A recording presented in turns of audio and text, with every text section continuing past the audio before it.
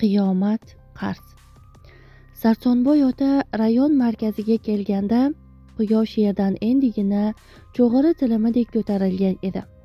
Kim biladi, hali erta bo'lgani uchunmi yo sovuq tushib bozor o'char qiladiganlar kamayib qolganidanmi odam siyrak.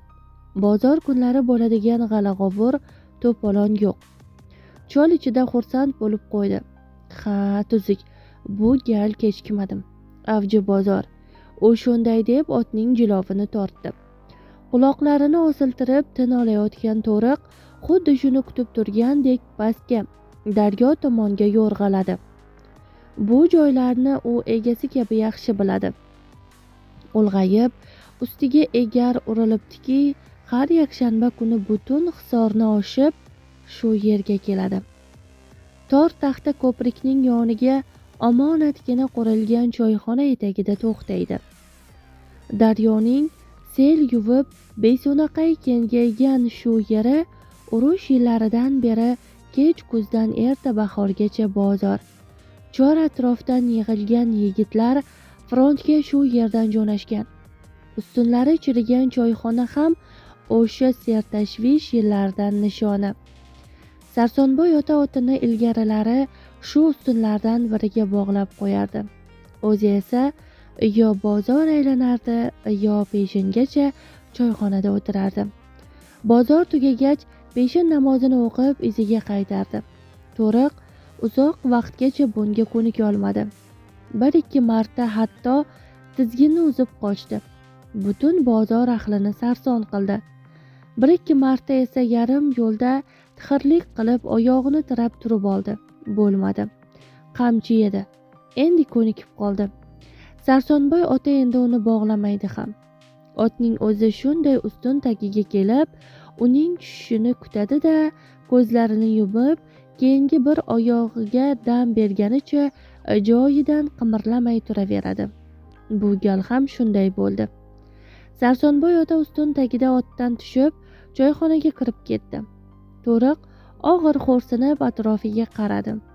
Ko'prik tagida bir targ'il sigir sovuqdan tuklari hurpaygan buzog'ini erinchoqlik bilan yalardi. To'riq unga qarab turib zerikdi. Esnadi-da, ko'zlarini yumdi. Sarsonboy ota katta ko'zi singan deraza yoniga cho'kkaladi. Choyxona qurilibdiki, shu joy uniki. Birov o'tirgan bo'lsa ham u kelganda bo'shatib beradi. Shu yerdan bozor maydoni yaxshi ko'rinadi. Ko'prikdan o'tayotgan biror odam ham xato ketmaydi. Hammasi ko'zdan o'tadi. Ha, Sarsonboy, omonmisan, dedi choyxonachi choy keltirib qo'yar ekan. Yana kelibsan-da. Nima, senga og'irligim tushdimi? To'ng'illadi Sarsonboy ota oftob sarg'aytirgan siyrak qoshlarini chimirib. Jazillama, azbaroyi achinganimdan gapiraman. Kutgandan yomon narsa yo'q. Sarsonboy ota javob bermadi.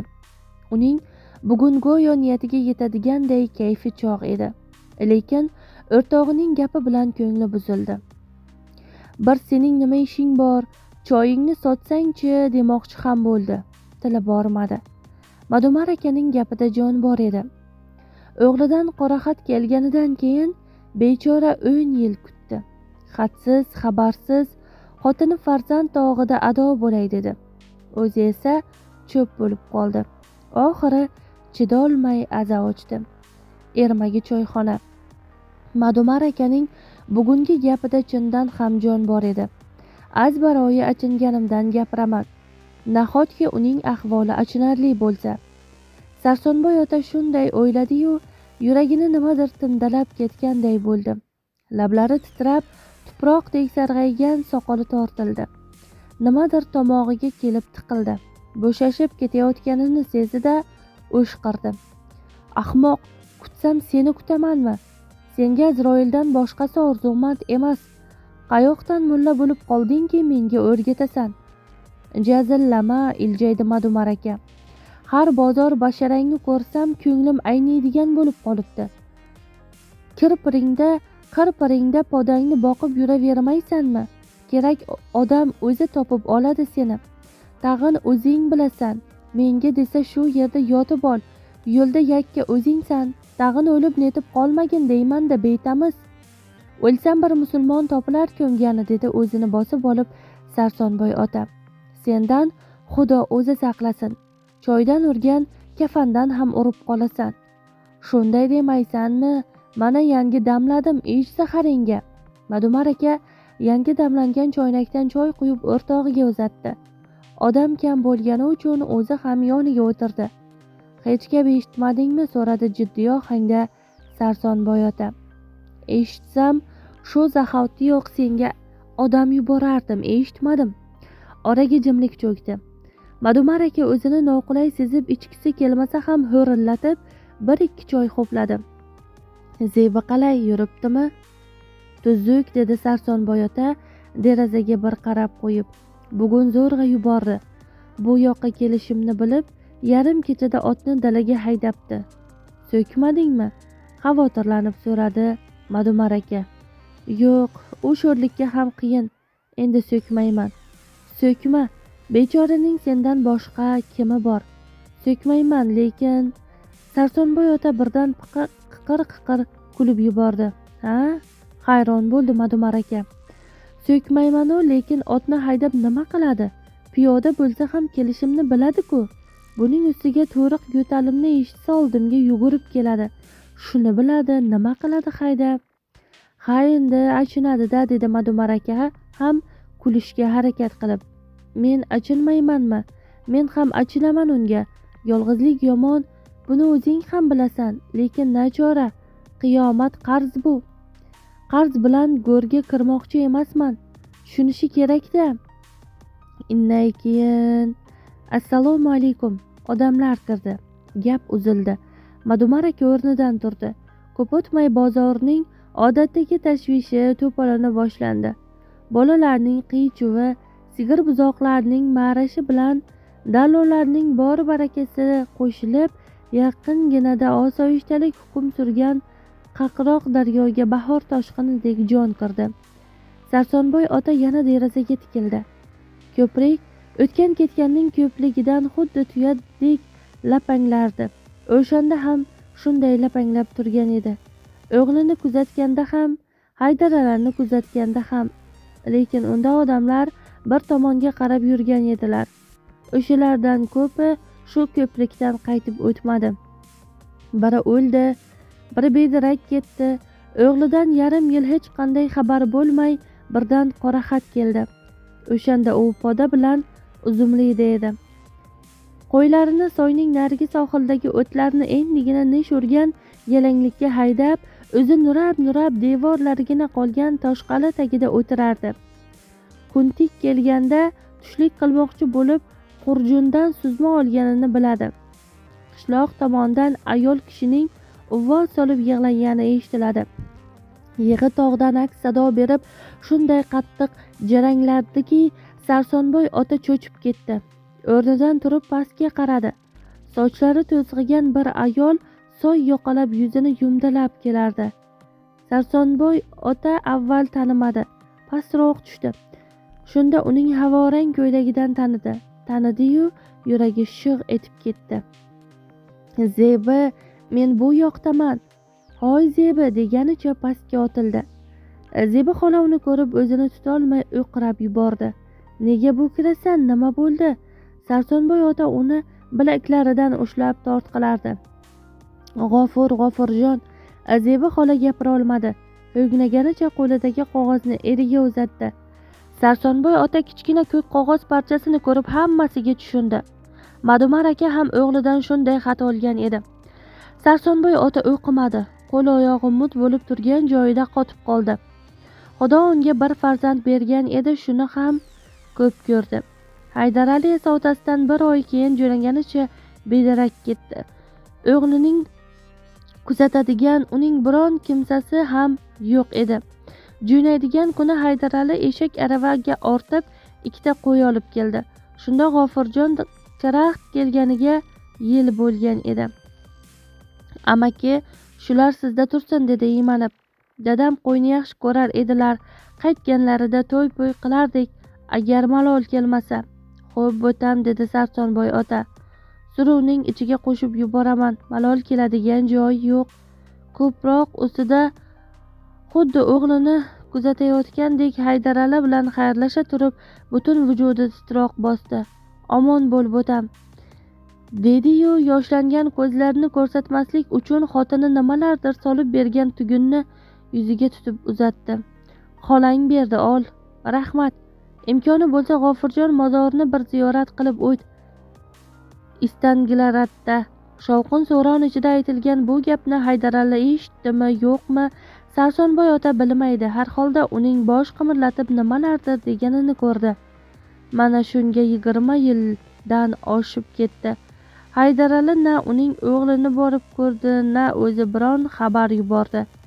Tashlab ketgan 2 qo'yi 40 ta oshdi. Boshqa qo'ylarga aralashib ketmasin, kelib qolsa topish qiyin bo'ladi deb Sarsonboy ota hammasining bo'yniga qizil latta bog'lab chiqdi, lekin kelmadi. Tirikmi, o'lganmi hech kim bilmaydi. Sarsonboy otaning bormagan idorasi, surishtirmagan odam qolmadi. Familiyasi, adresini bilmagandan keyin topish oson bo'larmidi? Sarsonboy shu endi har qayoqqa borib o'zingni sarson qilma, maslahat berdi oshnalardan biri. Shunday jahannamdan omon qaytgan odam qachonki 2 ta qo'shni surishtirib kelarmidi? Xudoga shukr, to'qchilik qo'y kerak bo'lsa bozor to'la, sen yaxshisi bozorga boy. Taniysan-ku, tirik bo'lsa shu yerga bo'lsa ko'rinish beradi. Bu gap Sarsonboy otaga ma'qul tushdi. Shundan beri bitta ham bozorni kanda qilmay qatnaydi. Boshqa kunlari qo'y boqib tog'ma-tog' darama-dara yuradi. Horib charchab hafta oxiri uyiga qaytadi. Rais bir necha marta bo'ldi endi, ota shunchalik ishladingiz, yetar. Endi yoshlar ishlasin dedi, lekin Sarsonboy ota quloq solmadi. Qanday qilib quloq solsin? Haydaralining qo'ylarini baribir boqishi kerak-ku. 7 yot begona odamning podasini kim boqardi? Boqsa ham qanday boqardi? Ilgarilari haftalab oyoqqa tursa ham charchamasdi. Endi yarim kunda madori quriydi. O'tirgisi kelib qoladi. Bir kuni uzumlining tepasida shunday horib o'tirgan edi, soydan o'q ovozi eshitildi. Tag'in birorta qushni otib qo'yishmasin deb pastga tushdi. Archalarga chirmashib ketgan tokning ustiga shisha qo'yib otishlari cholni ko'rib bittasi gapi otdi. Boboy, bu nima kaklikning hammasini otib tuzlab qo'yganmisizlar? Bittayam ko'rinmaydi-ku. Kaklik ovi qishda bo'ladi-da bo'tam. Ov qilgani keluvdinglarmi? Ha. Bir bosh og'ib keluvdik, shu tomonda kaklik bo'ladi deyishuvdi. Bo'ladi, ko'p bo'ladi, lekin qishda bo'ladi. Boboy, qichqirdi archa tagida o'tirgan bir yigit. Qani bu yoqqa keling, manavidan bir ichib yuboring biz bilan. Yigit piyolani to'palatib aroq uzatdi. Ichmayman bo'tam, dedi jilmayib Sarsonboy ota. Hech ichgan emasman. Bir ichib ko'ring, keyin gap bor. Qistadi yigit va gandiraklab buning ochishiga oldiga keldi. Oling, ichmayman bo'tam, dedi Sarsonboy ota piyolani itarib. Har qancha gapingiz bo'lsa gapiring, eshitaman, lekin ichmayman. Mayli, zo'rlama otani, dedi miltiq o'qlayotganlardan biri. Bo'lmasa o'zim oldim. Yigit piyolani sipqirib yengimda o'qladi-da, olgani chiquvdik, dedi Boboy. O bahona bir dam olgani chiquvdik-da bu yoqqa. Qo'ydan bittasini soting, shu yerda u bu qilib ketaylik. Sarsonboy ota boshini quyi solib jim qoldi. Keyin hijolatlik bilan jilmaydi. Attang bo'tam sosa olmayman-ku. Meniki emas. Qishloqqa o'tsangiz har bir xonadondan topishingiz mumkin. Men o'zim ham beraman. Bular omonat bo'lmasa qo'y sizlardan aylansin. Shunday deng. Ha, shunday bo'tam. Hozir bittasini o'zimiz tutib olsak-chi, deya yigit iljaydi. Unday qilmaysiz. Omonat dedim-ku bo'tam. Juda ziqna ekansiz-da, yigit achchig'landi. Bitta qo'y nima odamdan ham azizmi, Akbar? Nima deysan, dedi yigitlardan biri. Yur, bittasini tutib kelaylik. Raisga o'zimiz javobini beramiz.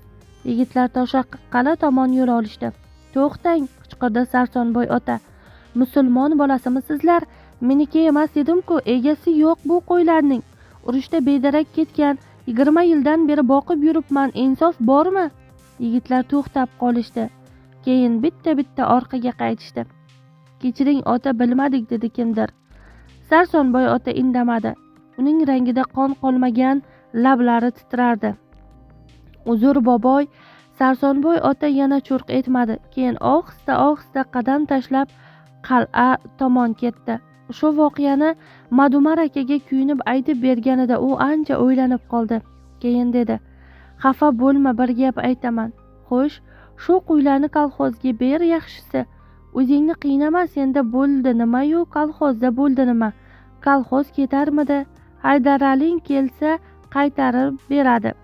Sarsonboy ota javob bermadi. Mana hozir ham u bozorga tikilib o'tirar ekan, o'rtog'ining shu maslahati xayolidan ko'tarilmas, lekin nima qilishni bilmasdi. Kun tikkaga kelganda bozorda odam siyraklashdi. Moli sotilmaganlar, tomoshaga chiqqanlar qoldi xolos. Sarsonboy otaning ertalabki kayfi chog'ligi yo'qoldi. Haydaraliga o'xshagan birorta odam bu gal ham uchramadi. Nahotki o'lgan bo'lsa? Bu dahshatli fikr cholning xayoliga keldi-yu, qo'rqib ketdi. Yo'q, shuncha o'lim bo'lishi mumkin emas. Bedarak ketganlarning ko'pi keldi-ku. Ajab emas, u ham kelsa. To'y qilmoqchi edi. Bahona bilan men ham to'y ko'rib qolardim, o'zim qilib berardim to'yini. U shunday xayollar bilan yana ancha o'tirdi. Bozor tugadi. Deyarli hamma tarqaldi. Oshxona tomondan palovning hidi kela boshladi, ammo chol joyidan qimirlamay o'tiraverdi. Sarsonboy ota o'ziga kelib o'girildi. Tepasida Madumar aka turardi. Bo'ldi endi, men aytgan ishni qil. Chol bo'lib ketasan-ku, axir bunaqada. Ko'njidan bir so'm chiqarib laganchaga tashladi-da o'rnidan turdi. Ketasanmi? Osh damladim, ket, kelasi gal. Sarsonboy ota karavotdan tushib eshikka yo'l oldi. Xayr, eshikka chiqib nimadir esiga tushdi shekilli, qaytdi. Nahotki sen ham tushunmasang, o'zim olib qolganman, o'z qo'lim bilan qaytarishim kerak. Madumar aka javob qilmadi, faqat o'rtog'i chiqib ketganda Zebiga salom aytib qo'y, deya qoldi. Birov bosgan to'riq egasini ko'rib quloqlarini chimirladi. Erkalanib boshini bir-ikki siltadi-da zinaga yaqinlashdi. Sarsonboy ota egarga chaqqon minib jilovini qo'lga oldi. Ketdik. To'riq tanish yo'ldan ildam yo'rg'alab ketdi. Uning yurishida ham egasining dilidagi kabi bir umid bor edi. Xulosa o'zingizdan.